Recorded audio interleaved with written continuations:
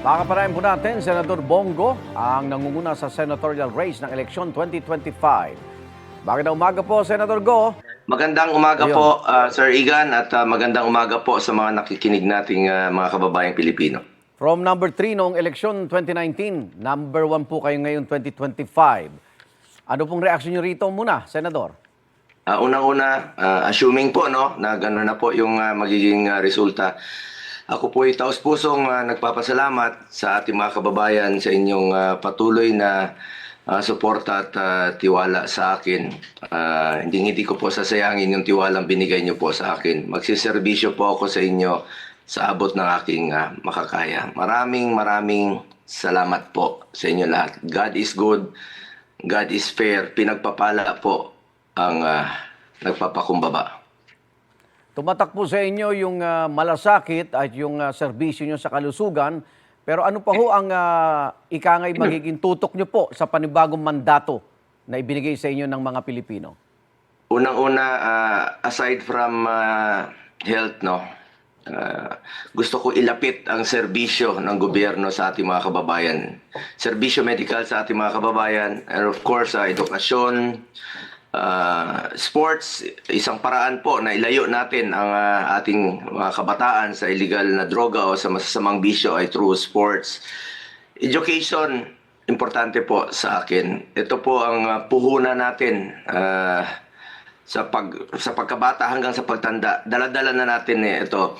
Nung panahon po ni former President Duterte, dyan po yung free education, free tertiary education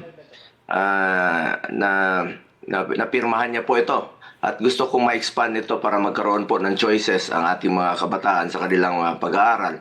At bilang chairman po ng Committee on Sports, isa rin po tayo sa author at co-sponsor ng National Academy of Sports. Konektado po ang sports at education dito.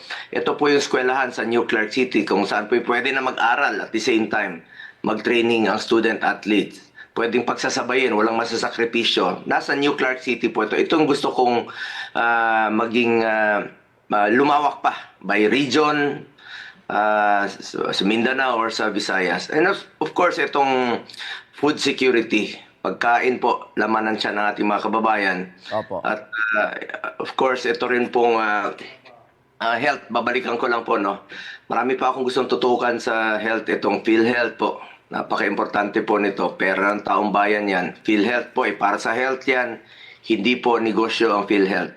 Ang PhilHealth po ay insurance yan na merong masasandalan ng ating mga kababayan. Nagkaroon na po ako ng 13 hearings sa Senado bilang chairman ng health. Tututukan ko po itong PhilHealth para sa Pilipino. Yung reforma sa PhilHealth. Opo.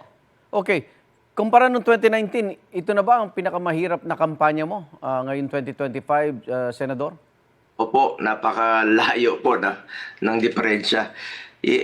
Iba po yung kampanya noon 2019, nasa administrasyon ka with the endorsing power po ni former President Duterte at that time. He was the president.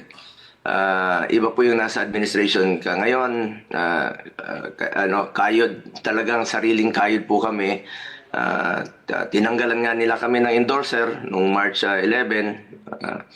So, yung partido namin nahirapan rin po kami, kanya-kanya kami ni Senator Bato na sumuporta sa partido, itong mga motorcade namin, mga rallies.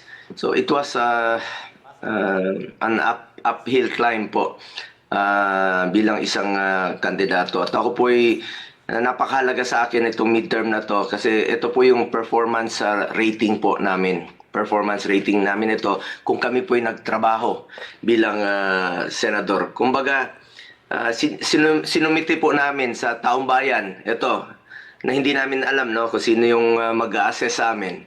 Dahil buong sambayanan po mag-a-assess.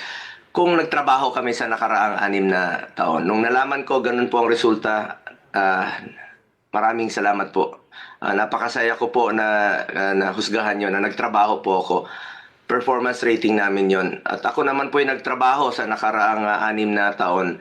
Kahit sang sulok ng Pilipinas, pinupuntahan ko yan mula Apari hanggang Ulo. Sunog, baha, lindol, putok ng bulkan. Gusto kong ilapit ang serbisyo ng gobyerno sa ating mga kababayan. Dapat tayo lumapit sa kanila. Salamat po sa inyong tiwala.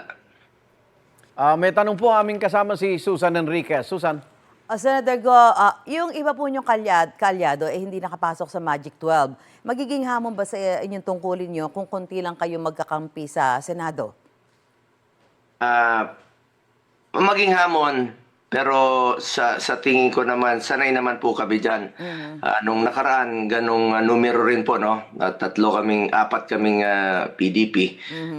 Iba naman po sa Senado, may kanya-kanyang pag-iisip, may kanya-kanyang mga desisyon po doon sa Senado. At ako naman po, I can work with anybody, basta sa kapakanan ng kababayan natin. Mga batas na susulong, na makakatulong, mga pro-poor programs, sumusuporta po ako dyan. Basta makikinabang po ang taong bayan. Apo. At Senador, paano po paghahandaan yung impeachment trial ni Vice President Sara Duterte bilang isang kaalyado po ng mga Duterte at bilang Senator Judge? Una-una, by June 2, in fact, during the break, sinukatan na nga kami ng hindi ko pa nakikita, no? Robe, yung robe, parang robe. Opo. So sinukatan na po kami during the break, sa kalagitnaan ng kampanya. By June 2, magko-convene na po yung impeachment court, no. At ako naman po, first time ko po ito sa impeachment court. Ebidensya po. Ebidensya importante rito. Kung wala namang ebidensya, bakit pa tatagal, no? Importante muna rito yung kung may ebidensya ba. So, ayoko na pong magbigay ng komento. Ayoko pong maging impartial dito sa magiging pagdidinig po. Okay. Maraming salamat po, Senador Bongo, at good luck po sa inyo. Ako pong dapat magpasalamat sa mga kababayan natin. Maraming salamat po sa suporta at tiwala. Maraming salamat po. Magandang umaga po, Senador Bongo.